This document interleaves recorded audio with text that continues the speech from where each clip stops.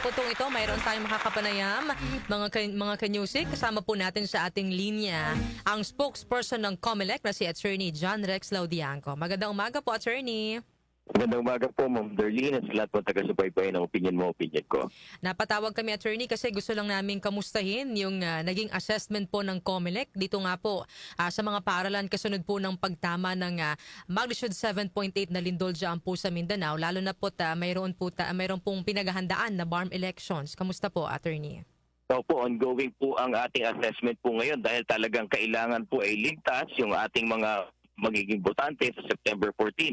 Tuloy-tuloy po ang pakikipag-coordinate ng aming mga election officers dun po sa mga municipal at city engineers office dahil sila po talaga yung may kakayanang mag-declare kung safe ba na gamitin o hindi. At kung sakali man po meron po talaga mga paaralan na i-declare po na hindi magagamit, makakaasa po kayo na maghahanap ang COMELEC ng mga tinatawag nating alternative na voting centers. At ang rule po kasi ng Commission on Elections dito ay dapat kung kaya dun sa pare-pareho na facility, magtatayo na lang kami ng makeshift na mga voting centers po doon o kaya po ay dapat medyo malapit kung talagang hindi ubra kahit magtayo ng mga makeshift centers. Dahil hindi po ubra na masyadong malayo yung magiging voting center ng ating mga kababayan, baka po maraming hindi makaboto, parang disenfranchisement po yan. Sa paghahanda naman po ng COMELEC sa BARM elections at sa kahit po sa barangay at SK elections, may epekto po ba ito pong pagtama ng magnitude 7.8 na lindol? Magkakaroon po kung sakali talagang yung original na voting center natin, yung mga paaralan, ay idedeklara po na unsafe at hindi pwedeng gamitin. Talaga pong mauobliga ang COMELEC, gaya ng nabanggit ko, humanap ng alternatibo na hindi pwedeng malayo. Dapat malapit din dun sa barangay o kaya po dun sa parehong facility, dun sa kanilang grounds, magtatayo po kami ng makeshift voting centers. Dako naman ako, Attorney, sa ibang issue, no? Sa August 29, 2026, isasagawa po yung special election ng nag-iisang distrito po ng Dasmariñas, Cavite, kasunod po ng pagpapatalsik kay dating Congressman Kiko Barzaga. Pero papaano po yung budget para dito, Attorney? Kasi di ba noong Marso lang, nagsagawa din po ng special election sa ikalawang distrito ng Antipolo matapos naman po yung pagpanaw ni dating Congressman Romeo Acop.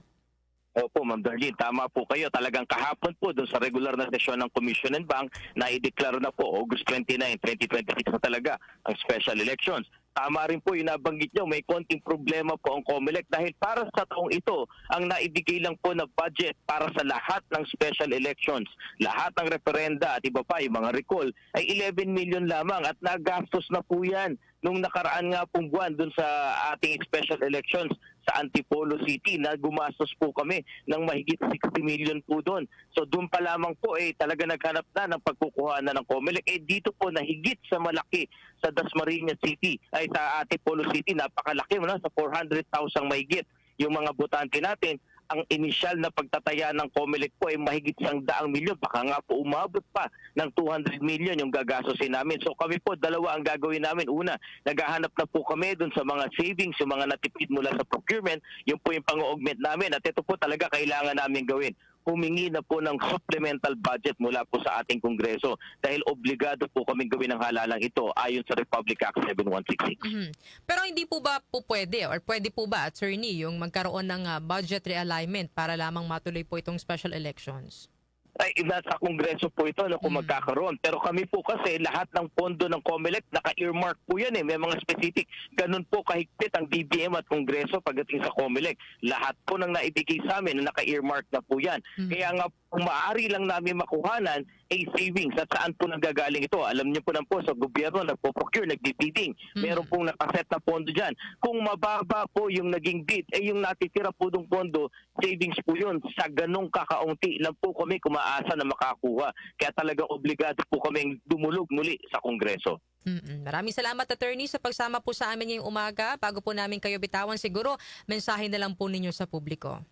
Maraming salamat po, Ma'am Darlene. Sa ating mga kababayan po, tuloy-tuloy ang paghahanda natin sa dalawang malaking halalan, ang BARM parliamentary elections na gaganapin sa September 14 at ang ating barangay at SK elections na gaganapin sa November 2. Umaasa po kami na kasing init ng inyong pagpaparehistro, ang kasing dami rin po ng inyong paglahok dito sa ating paparating na mga halalan. Asahan din po ninyo ang buong transparency sa paghahanda sa mga halalang ito. Maraming salamat po, Ma'am Darlene. Maraming salamat po sa inyong oras, Attorney John Rex Laudianco.